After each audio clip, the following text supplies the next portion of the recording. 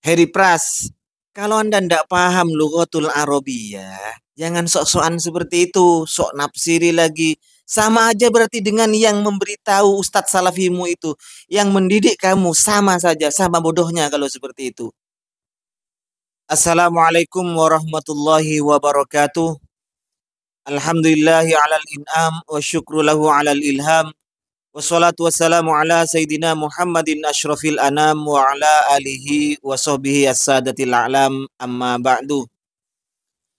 Semuanya yang nonton video ini saya doakan semoga Allah subhanahu wa ta'ala senantiasa memberikan rahmatnya, taufiknya, hidayahnya, maufirahnya, memberikan kelancaran rezeki dan kesehatan kepada kita semua, menjadikan kita orang-orang yang beruntung di dunia ini, lebih-lebih kelak di akhirat. Amin Allahumma amin.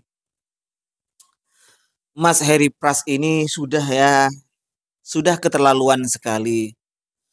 Karena dia sudah berani menafsiri Al-Quran dengan seenak otaknya sendiri. Bahkan kalau dia mengaku bahwa itu hasil konsultasi atau hasil didikan dari ustadz-ustadznya, berarti sama saja antara Heri Pras dan ustadznya itu. Sama-sama berani menafsiri Al-Quran dengan seenak otaknya sendiri. Orangnya bodoh, ndak mengerti apa-apa, tapi bicara tafsir Al-Quran sesuai dengan otaknya sendiri.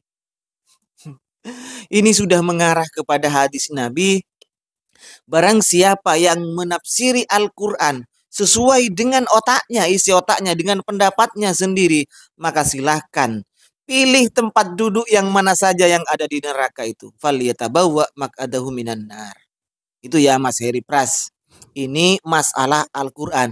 Jadi kalau tidak punya kapasitas, bukan kapasitas Anda seorang mufasir, tidak punya pengetahuan tentang lughatul Arabiyah, maka sebaiknya Anda itu diam Mas Heri Pras. Karena inilah hasilnya. Baik, sebelum saya komentari, kita dengarkan dulu apa sih isi ceramah dari Heri Pras ini yang katanya sudah hasil wawancara lah, hasil konsultasi dengan Ustadz Salafinya. Ini.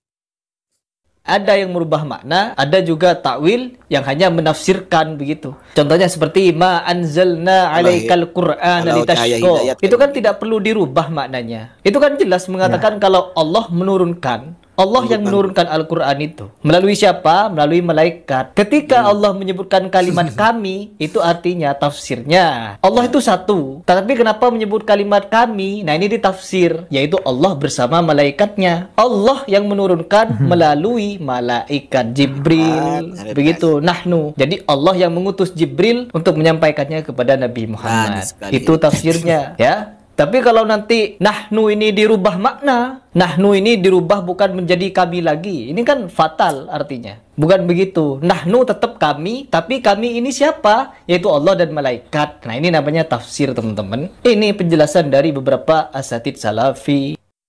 Heri Pras, kalau Anda tidak paham lughatul Arabiyah, jangan sok-sokan seperti itu, sok nafsiri lagi.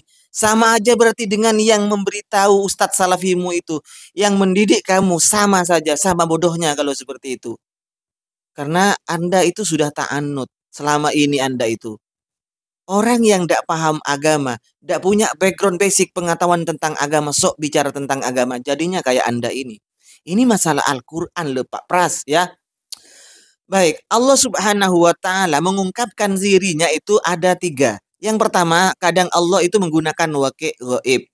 Qul huwallahu ahad. Katakanlah, dialah Allah. Pakai dia. Itulah indahnya bahasa Arab. Pakai dia. Pakai waqi' yang ghaib. Padahal dirinya yang berbicara. Ya. Nah, sebagaimana kita juga meminta kepada Allah, ya Allah, hambamu yang penuh dosa ini. Padahal saya. Itulah uslub Arabia indahnya. Satu. Yang kedua, kadang Allah itu menggunakan waqi' mutakalim, wahdah yang mufrad, ana.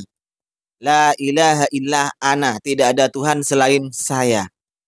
Terkadang Allah mengungkapkan dirinya dengan pakai nahnu. Bukan berarti ini nahnu berfungsi adat Allah dan malaikat. Bukan begitu, Pak. Jadi Al-Quran memang Allah itu satu. Al-Quran itu yang menurunkan dari Allah kemudian melalui malaikat. Malaikat Jibril misalnya. Jadi kami itu maksudnya adalah Allah dan malaikat Jibril. Ini tafsiran yang sangat berbahaya. Ini tafsiran sesat menyesatkan. Dan kalau memang ini benar-benar dari Ustadz Salafimu, berarti Ustadz Salafimu dan kamu seperti itulah kapasitasnya Pak Pras ya. Gini. Nahnu di dalam bahasa Arab ini memang wakilnya itu ada mutakallim ma'al ghair awil mu'azzim nafsahu atau mengagungkan terhadap dirinya sendiri walaupun pakai nahnu. Contohnya begini Pak Pras ya. Ada seorang raja membuat keputusan. Kami membuat keputusan ini. Kami bahasanya saya bukan dengan menterinya. Atau kalau saya mengirim sesuatu terhadap Anda, ngirim fatsel kepada Anda atau ngirim paket terhadap Anda. Kami mengirim paket terhadap Heri Pras, paket kitab misalnya.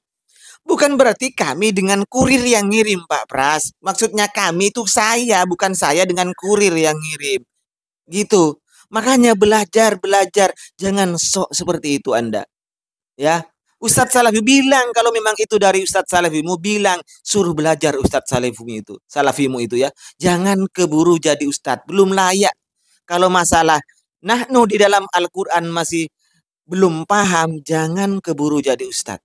Jadi Anda malah menyalahkan ketika dimaknai saya misalnya. Ketika tidak dimaknai kami misalnya, maka itu yang bermasalah. Padahal otak kamu yang bermasalah. Pras, ya. Jadi nahnu di dalam bahasa Arab memang bisa bermakna mutakalim wahda, maaf salah ya.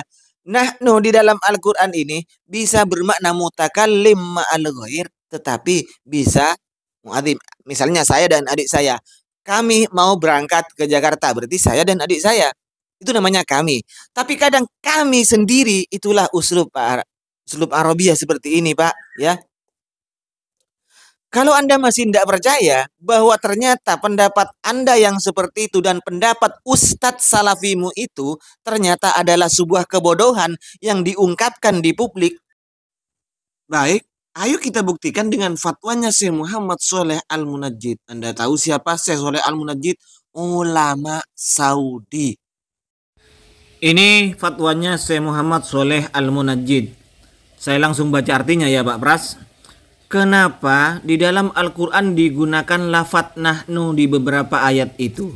Banyak orang mukmin menyangka ini sebagai isyarat pada Nabi Isa. Kalau Anda kan malaikat Jibril perantaranya. Maka jawaban Syekh Muhammad Shaleh Al-Munajjid termasuk uslub susunan di dalam bahasa Arab ini. Seseorang mengungkapkan dirinya dengan dhamir nahnu itu tujuannya litakzim. Menyebutkan dirinya dengan mutakallim, dengan dhamir mutakallim yang menunjukkan terhadap mufrad, misalnya ana. Ana saya maksudnya, pakai dhamir mufrad, mutakallim wahda maksudnya. Terkadang seseorang juga mengungkapkan dirinya dengan dhamir ghaibah, wakil kata ganti ketiga maksudnya dalam bahasa Indonesia, yaitu huwa. Nah, dengan uslub-uslub seperti inilah Al-Qur'an datang, ya. Allah menghitopi orang Arab sesuai dengan lisan orang Arab juga Pak Pras. Kalau nggak ngerti jangan bicara. Jadi saya ini kalau bahasa Arab bisa saya mengatakan ana adhab ilal masjid.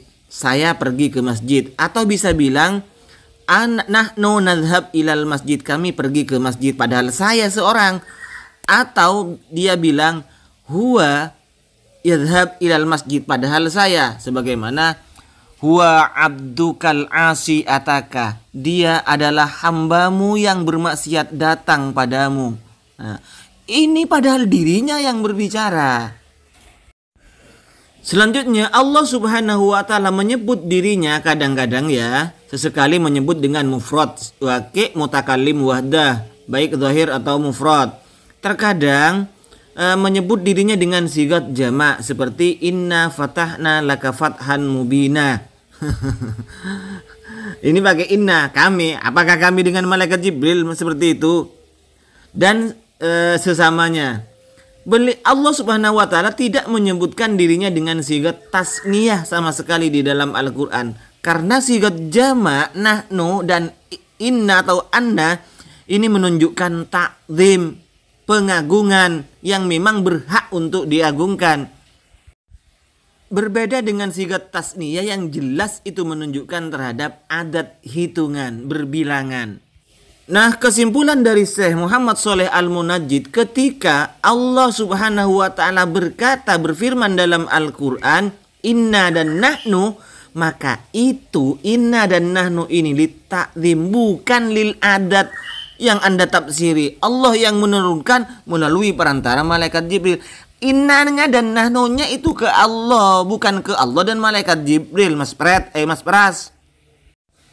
Kalau ayat ini menurut Anda muskil misalnya Pak Sprat, dan Anda itu masih kabur dalam memahami ini, maka Anda kembali terhadap tafsirnya. Silahkan lihat di ayat-ayat muhkamat Pak Pras.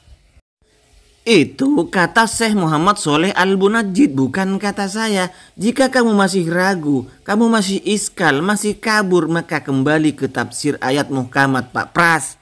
Silahkan bilang sama ustadzmu itu.